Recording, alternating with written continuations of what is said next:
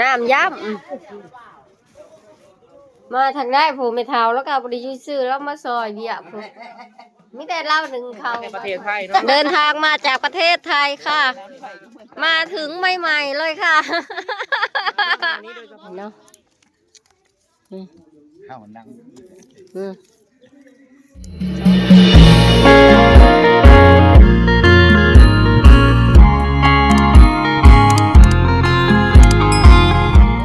ทุกคนเนาะพอกับสระคือเก่าสองพุระดาสาวเล่าทุกคนมื้อนี้ตื่นแต่เช้าเข้าตลาดเนาะทุกคนเพราะว่าเขาสิมาซื้อผักสิหามันทอดมื้องานมื้ออื่นตายในห้องคนมีค่าท้องคนเนาะคนมันก็สิยังมืดๆจักหน่อยเนาะทุกคนเพราะว่าตอนนี้มันประมาณตีหาครึ่งเนาะมันก็บ่ทันได้แจ้งปานใดพี่มาตลาดผักทุกคนเด้อ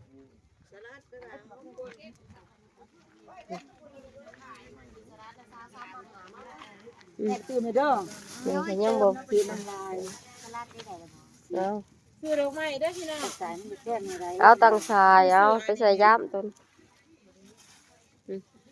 ถือพักบ่โอ้แผนกถือพักดิเอาให้พันทองถือบัดนักกับไปโลดแล้วหูจักควบคือกันต่ออีกนี่เ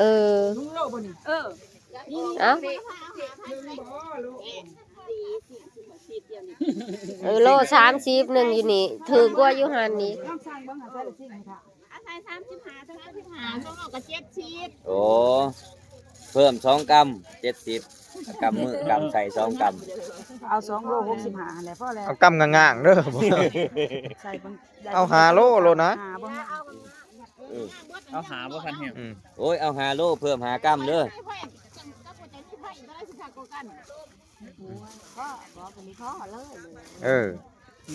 งามเด้อผักเราเด้อพ่อได้บ่าวะเบิ่งพักเบิ่งก่อน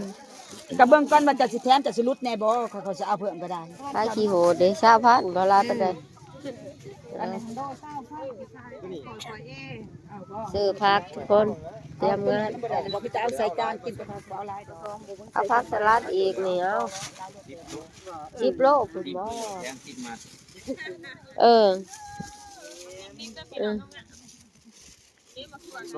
แถมได้อยู่บ่ล่ะเนาะ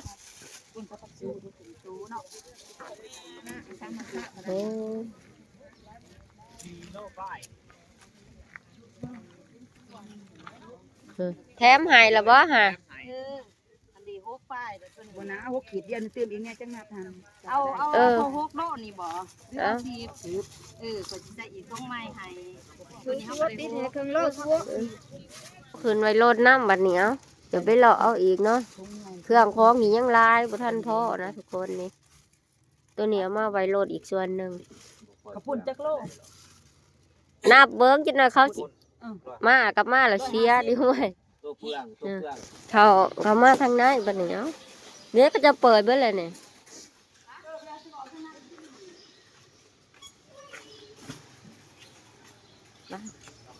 เอานี่เอานี่บักฮุ้งฮันเดสะทงเท่าไรบักฮุ้งนี่อันนี้เนี่ยเอาบ้านเราแล้วมีคนไปส่งให้ใช่แต่กันไปเอาผักชูก็พี่น้อง35บ่ได้บ่จะเอาน้ำ38เอาจะทง37ครับเนาะไม่ต้องไปบ่กิบ่มีเงินซื้อ8 ทงบ่ได้ตกลงเอานี่เอา8บ่บ่พอแล้วมันลายแล้วนี่ก็ได้ซักอื่นก็ลายแหละอันอื่นก็เนี่ยบักนาวเด้เท่าไรบักนาวฮะไปเบิ่งบักนาวเบิ่งเอาอันนี้ทงนึงเนาะบัดนี้นี่เอาแครอทนะ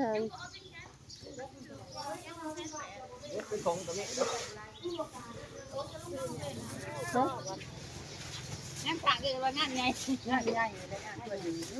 เป็นนี่เลยท่านประธานแบบอยู่บนตู้คนอยู่บนตู้เฮ็ดมีนี่เท่าไหร่ดอกเอาร้าน อันนี้ได้5 โลแล้วหอมหัวใหญ่ได้5 โลเอายังอีกมันแล้วเปิดแล้วหันตัวนั้นก็ซื้อน้ำยำรวมแล้วเท่าไรนี่800,000 800,000ซ่า หาย่างได้ดิทุกคน ย่างได้ของละลงแต่ละอย่าง เอ้า ไปจ่ายเงินล่ะ1 2 3 4 5อย่าง6อย่างเครื่องหมูย่อนะ ที่ล่าง จ่ายบ่เฮียงจ่าย เบิดลาย นี่ก็มาเอามาเป็นรถ 1 2 3 4 5อย่าง6อย่างเครื่องหมูย่อนะ ที่ล่าง จ่ายบ่เฮียงจ่าย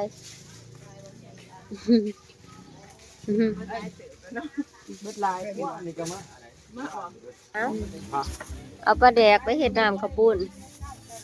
หาทงหา10,000แผนกจ่ายแป้นกระเป๋าเหมือนนี่เอา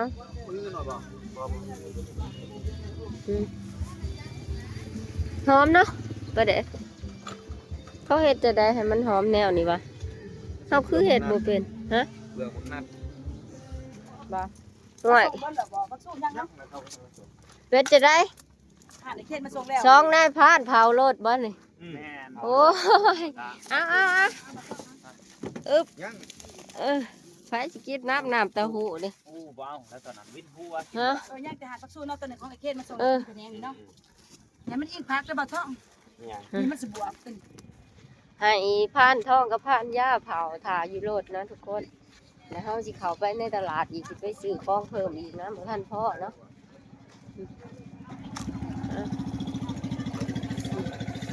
ไปป้าพานเฮียงรอเบิ่งของหอมจีนอีกเนาะ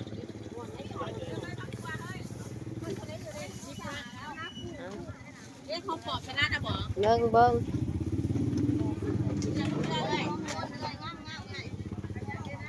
ตลาดเสาพี่น้องกระป้อมฮู้ฟ้าจะได้ละกระป้อมกาป้าพวกนี่เนาะกระป้อมพวงละ10บ่หามัดกระป้อมตลาดเสาเห็นแต่หัวผู้ทุกคนเลย ก็ได้บ่ได้ขาย ซื้อพักแล้วแหละนี่ดิผู้ต่อพักบ้านนี้สิกลับบ้านทุก ไก่ คน อยู่ เลย มีแม่ไก่ต่อมานะ โอ้ยกันเอามา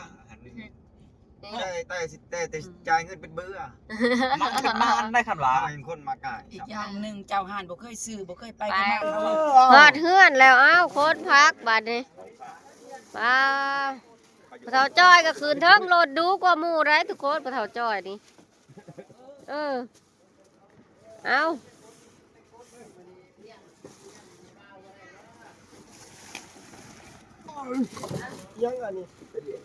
น้ำย้ำ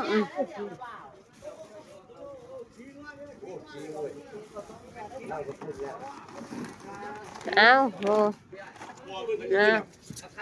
ซอยกัน โอ้ตำต้นตะบองเสีย หัวไอ้เจ็บเด้อค่ะเอา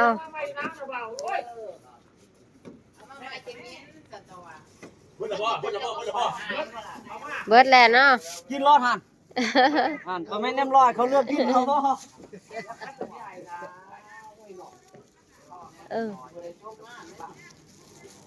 ็ซื้อพักซื้อหญ้ามาหอดเฮือนเป็นทีเหี่ยมหอยเนาะพวกยังสิมาจัดเลี้ยงไว้อีกนะทุกคนนี่หลายเติบเนาะมื้อนี้ก็เวียกหลายทุกคนเลยนี่เพราะว่ามื้ออื่นก็เป็นมื้องานแหละเนาะที่เข้ามาแต่ตลาดกินข้าวกินน้ำแล้วนะทุกคนเนาะอาบน้ำยังแล้วก็สิมาเตรียมงานต่อเลย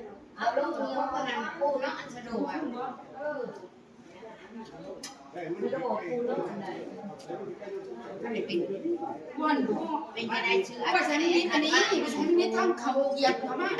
ป็นภายในเฮือนเนาะทุกคนปูพรมปูหยังไหวเรียบร้อยเนาะ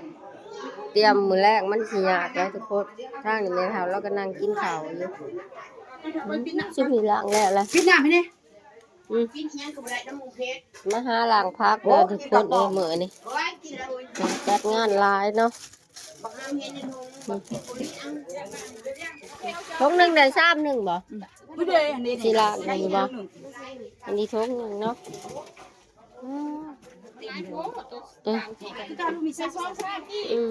บ่เผาเฮ็ดมันของคนได้ แล้วท่านเด็ด เราแลกจังเฮ็ดนะ แรกมันขั้นดอกเด็ดต้องสบายเลยแล้วเด็ดไปใส่ถุงใหม่แรกเด็ดให้ทาน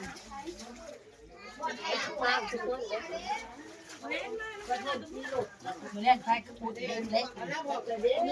ห้องเล็กใครกระปุกนี่เป็นงานเลยนอนมา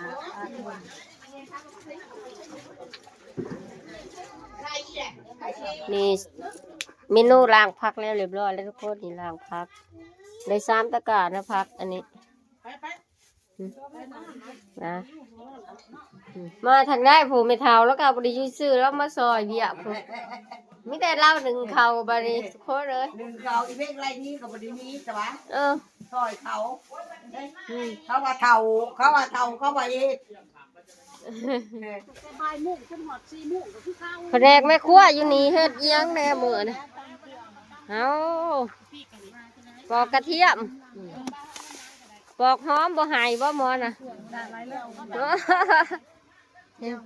แผนกแม่ครัวนี่ เฮ้ยใบมะกรูดจะลืมเด้อ ได้เลยแผนกแม่ครัว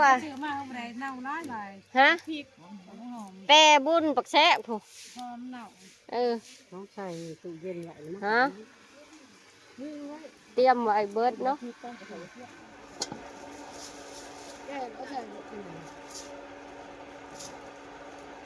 ปอกกระเทียมเตรียมไว้เนาะ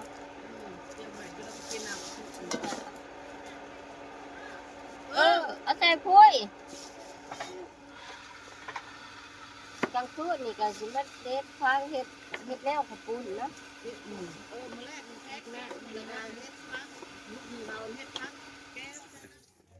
นี่กาซานอีหยังนี่เฮ็ดอีหยังก็พอประตูโค้งเนาะเฮ็ดประตูวิวาทแล้วโคตรเอาการตัดลงมานี่นะการเผามาเฮ็ดเองเลย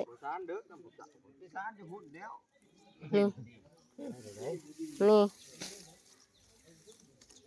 พอสิเฮ็ดประตูนี่เอาการเผาเอาเลยเนาะแบบธรรมศาสตร์บ้านเฮาเลยนี่สิไปเช่าดอกไม้เขามันก็บ่ได้มันแพงหลายนะแพงหลายสิได้เงินเอามาซื้อพักซื้อเครื่องใช้ในงานจนแล้วซำว่านี่เนาะข้าวนังสองเท่านี่ก็เจ้าเฮ็ดเป็นตัวไหนไผเฮ็ดแล้วจักอันเลยนี่เฮ็ด4อันบ่เฮ็ดวางได้เนี่ยเอา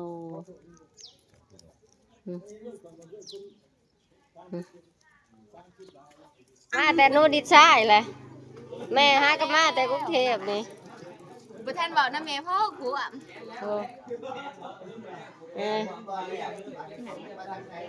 อีลามาแต่ไสฮะบ่ทันได้เว้านำแม่แต่เช้ามานี่มาเบิ่งผู้เฒ่ายิบพระควรต่อบัดนี้เด้เนาะพี่น้องนี่แม่เฒ่ายิบพระควรงามนี่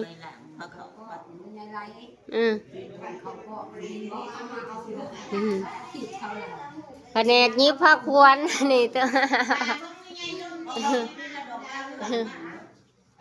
เอาบ่ดอกหักไม่ใหญ่ดอกหักสีขาวเด้อ เอาแต่สีขาวใจมันสีขาวสีขาวคันว่าสีอันนั้นไปจบเองหัน โดยอีลาอย่าดื้อเด้อน้องมาเลยเห็นบ่อีหยังแล้ว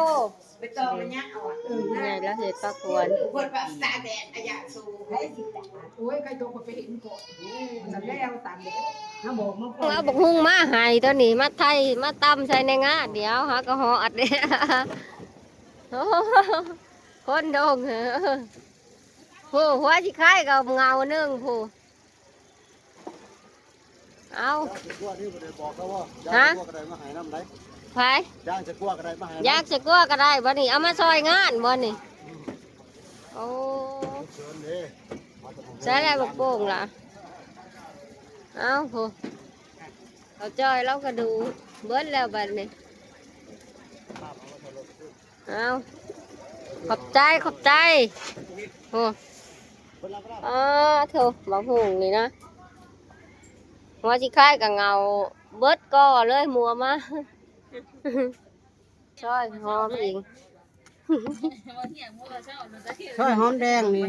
บ่หายบ่ พุ่นโอ้ยอดเอาแล้วนี่กั้นน้ำตาอยู่เดียวนี่กั้นน้ำมูน้ำตาอยู่เด้อนี่เด้อ แล้วก็มาฮอดขั้นตอนจัดดอกไม้นะทุกคนนี่โซดาพึ่งไปเอามานี่เนาะนี่ก็เห็ดเป็นโตะเรียบร้อยอย่ามาจับของเพิ่นลูกนี่เห็ดเป็นโตะเรียบร้อยนะทุกคนเตรียมไว้มื้ออื่นเช้านะให้มันแล้วเบิดเนาะนี่สวยงามจะเป็นพายผู้เฒ่าแก่เพิ่นมาโฮมนะทุกคนนี่กำลังเอาโต๊ะเอาเตียงมาเนาะเพิ่นก็ยังเอามาเพิ่มอยู่อันนี้ผู้เฒ่าพ่อแม่เพิ่นมานี่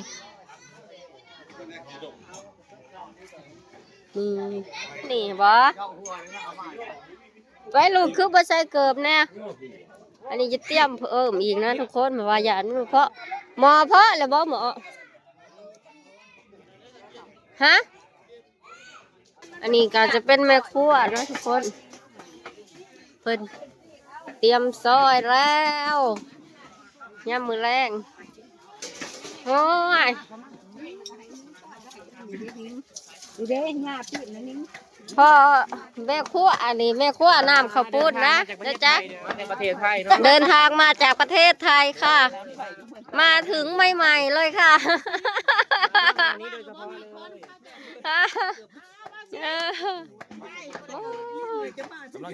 น้ำข้าวปุ้นนี่น้ำข้าวปุ้นสีมือคนไทยมาใหม่นี่ค่ะว้าว จองตัวด่วนนะมาเด็ก จองโตเด้จะว่าถามเมียเพิ่นอยู่มาแล้วบ่มาแล้วบ่อยู่ เราเมียโดยเฉพาะเด้อ น่ะว้าวนี่ว้าว ลาบด้วยนี่แก้วนี่นี่นี่ ฮะกระชับอ้าวซอยซีนอยู่เทิงแล้วนะพี่น้องผม โอ้ยที่นั่งนี่คืออะไร ใครอยู่มีสร้างไฟประจำโตนี่พันมอง ช้างไฟประจำโตแล้วพี่น้องนี่อยู่ในงาน กำลังจัดสร้างประตูโค้งประตูวิวาทนี่ทุกคนนี่เนาะเอาการผ่าเฮ็ดนี่ทุกคนเลยแบบธรรมชาติเลยเฮ็ดไว้เลยเพราะว่ามื้อเช้ามันสิยากเนาะทุกคนนี่จะได้เฮ็ดกับบ่เฮียงไว้บ่ยากบ่หยุ่งเลยเอาการผ่าเลยนี่เฒ่าแก่ผู้เฒ่าเพิ่นก็นั่งกินข้าวอยู่ในโต๊ะพุ่นนะทุกคนเนาะยามมื้อแรกมื้อนี้เนาะมื้ออื่นเช้าก็สิได้เป็นพิธีผูกแขนนะทุกคนนี่รับแขกเนาะนี่เป่าแกงนึกว่าได้มาแพงเลย โอ้โหเอานี่เอาระวังห้ำใหญ่ห้ำหน่อยได้เป่าหน่อยเป่าใหญ่ระวังเด้อเป่ามันทอกันเอานี่มาอันนี้สุดท้ายนี่ก็คือซอยซีนนะทุกคนนี่เป่ายังหลายอีหลีเนาะโอ้โหว่าสิได้บ่ได้เนาะดอกมือนี่คิดว่าเมืองแน่นี่ยังเต็มกระซาบอยู่โอ้แล้วแม่ครัวนี่มีแต่ละเช้าพ่อแม่นี่แหละนี่มีแต่ผู้งามๆ ตาสิรับเลยข้าเจ้าก็เมื่อย เฮ็ด